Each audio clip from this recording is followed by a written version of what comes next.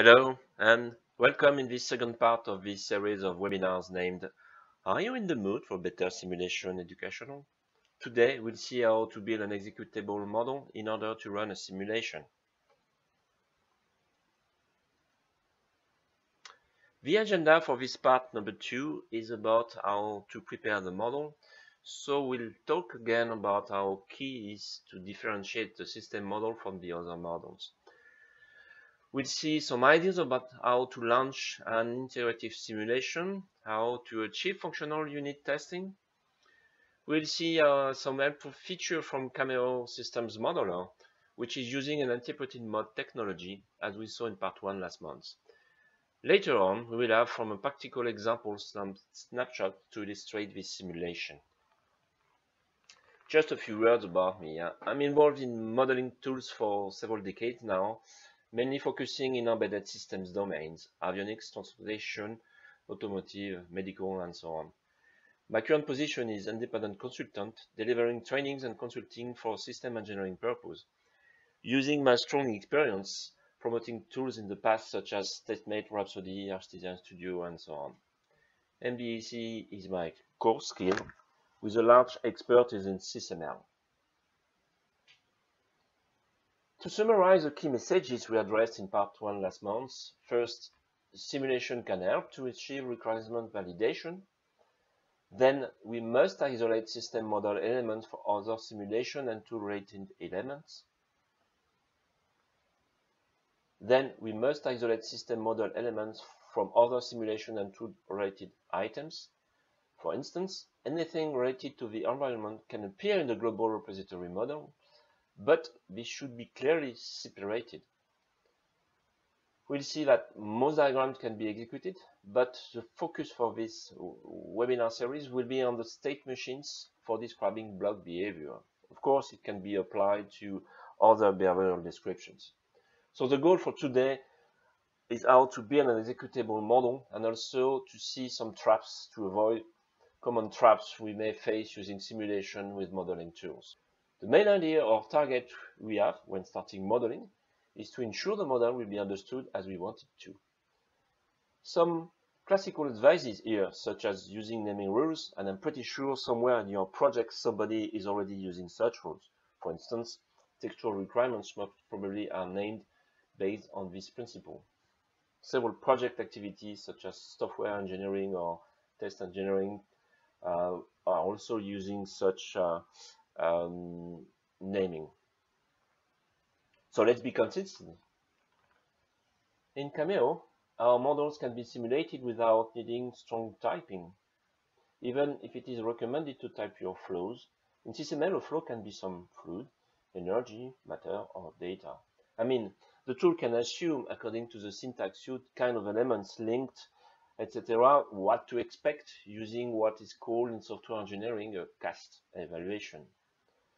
So the tool can help in many situations to keep our focus on the model and not too much enter into details. Nevertheless, if you know already which type to use, of course, this may be a good idea to assign it not too late. Last, inheriting those values from blocks is doable by using a run with context feature from Cameo. As an example, if we want to simulate a state machine belonging to block with existing properties or attributes, such as values, type, and initialized, we'll benefit from them locally. Again, we said that we need to focus on the system model, as the objective of using simulation is to validate requirements. So we know we don't want to see anything not related to our requirements to appear in the system model. So refrain from using simulation tricks or tools macros, scripting, applets, or whatever. Also, you can be careful to check you are not capturing any element related to some reaction, feedback. In short, avoid closing the loop at the wrong place and too early, as this will be the topic of part number 3 of this series next month. Also, adding unspecified behavior, probably something we guess or we'd like to see in the product, will mean for sure we are going into the solution domain. And this is not what we want to do in specification.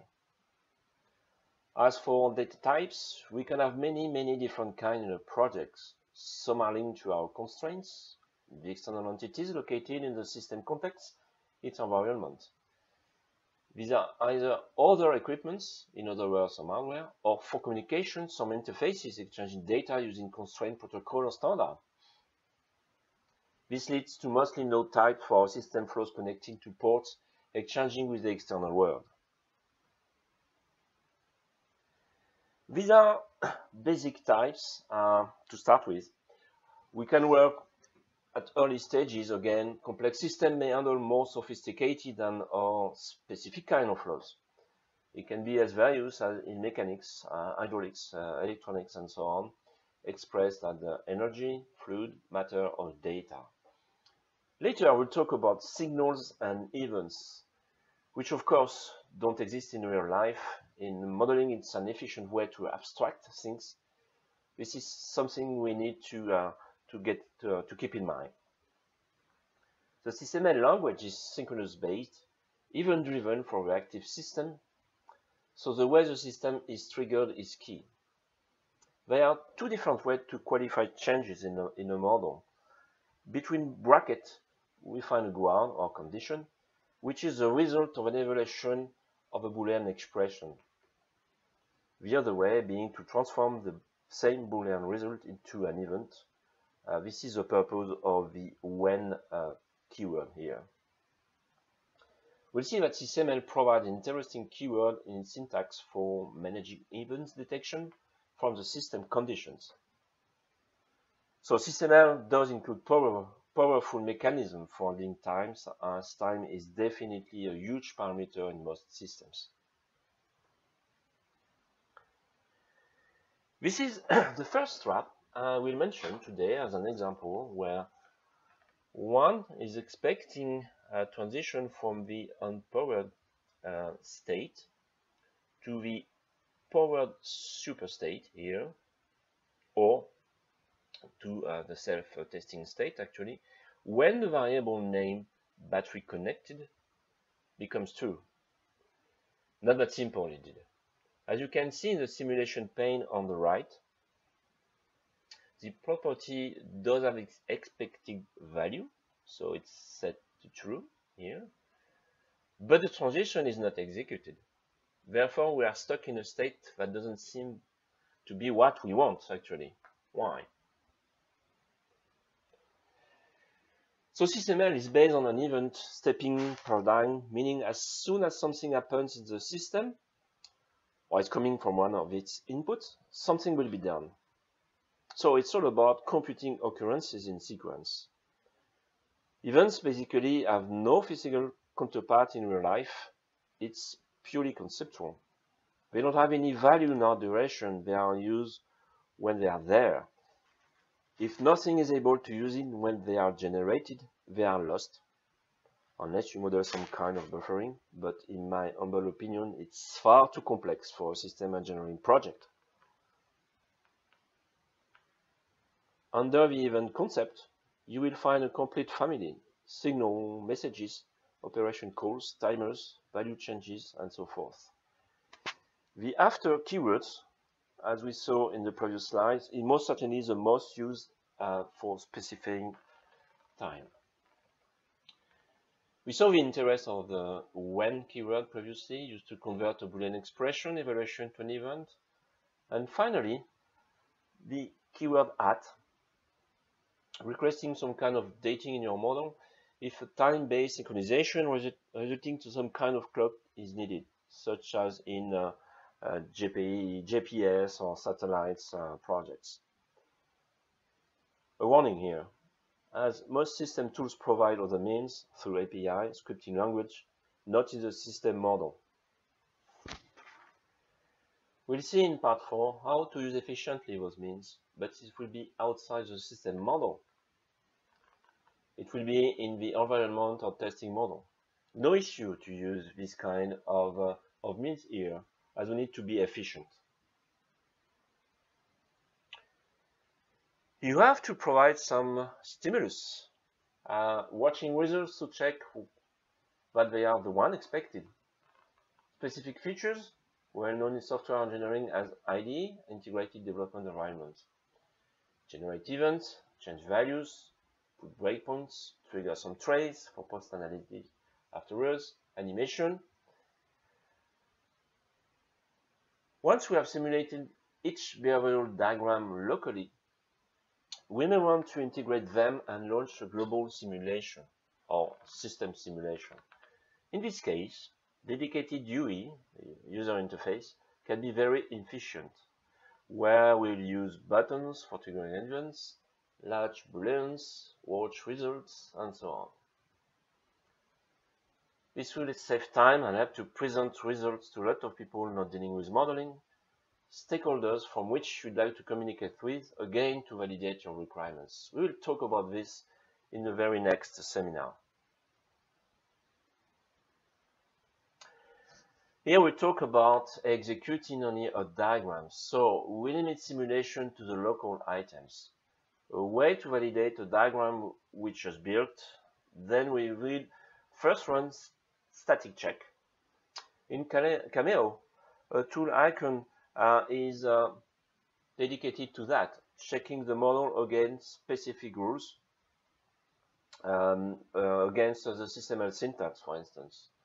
When launching the simulation, we will get a panel like this to control the execution and stimulate our model and analyze the results, what we want to do. Not too many features, just simple and basic things. Fair enough for a system engineer to control the execution, stimulate inputs, watch outputs, and so on. We can also use some trace feature in textual format, or get as a sequence diagram this trace that could be created by Cameo. Model animation has been used by many tools for several decades, and this is really a powerful way for analyzing models execution. In Cameo, many two colors are used. Red to indicate the current state or pseudo-state, and green to show the states and pseudo-states that have been visited since simulation has started. This example is taken from my book, SysML in Action with Cameo Systems Modeler, that will be available in a few weeks now. This example is a central locking system, and this state machine is describing the managing of the locks. So here, the execution starts at the choice pseudo-state here, which is in red for now, and the tool doesn't know yet which way to go, as none of the expression in bracket, the ground, is true. The tool can't, and we don't want it to do so, assume or guess what to do. So it is asking for a choice actually here. Do I want the system to go to the sealed state or to the unsealed state? This will be done once a large variable is either set to true or false, and Cameo gently offers to do it for you. Simply reply what is the right value for you. This could be fixed by initializing the large variable, most certainly a block value, or maybe this is done actually, but as the simulation is local, we don't have any data typing there. We'll see in 2 slides from here that using the run with context will allow to avoid such disappointment. You can have access to values. So values are the attributes or properties which are specified on a block. But here, I'm just running simulation locally. The tool cannot guess what are the values we want to use, which type they are, and so on. But the tool can cast as using the double equal sign and the usage of true and false value will lead to conclude we're talking about a Boolean type here. But this will be far easier to run now with the context, with the run with context feature, inheriting values from the enclosed block above our state machine. So now we are using this run with context feature, and there is no more question for the simulator as our latched Boolean has been initialized. But hey, don't you say we don't want to model elements located outside our system models? Wait a minute. the latched value is most certainly coming from an input of my system in order to know the mechanical position of the bolts in the car. And you're right. In real life, we should expect the environment to generate value to feed our model, which again is used to validate our requirements. So the system will be either in the sealed or unsealed state, depending on the external values. No problem. We can simply let latch as non-initialized and the tool will ask where to go, like we saw on the previous slide. Then we can trigger transition by firing events from the simulation pane here. You will have the list of available triggers, and the path taken will be highlighted in green.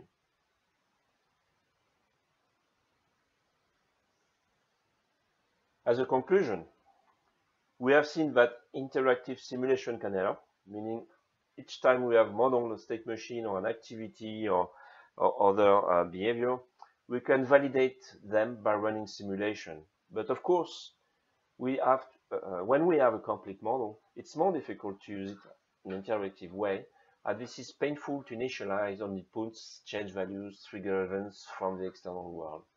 In other words, that means we need to close the loop to bring our system model next to an environment model, where input will be connected to inputs and vice versa. So back to our latch Boolean value, this will be managed by our environment model, which will be in charge of mimicking the external world. So, thank you for attending. Stay tuned for the third webinar next month about closing the loop, adding an environment model of our system that will lead to have our life much easier for validating our requirements. You can still reach me by using my email. Roughly, this will be time for my book to be available in a couple of weeks when we'll do this third webinar. Stay tuned.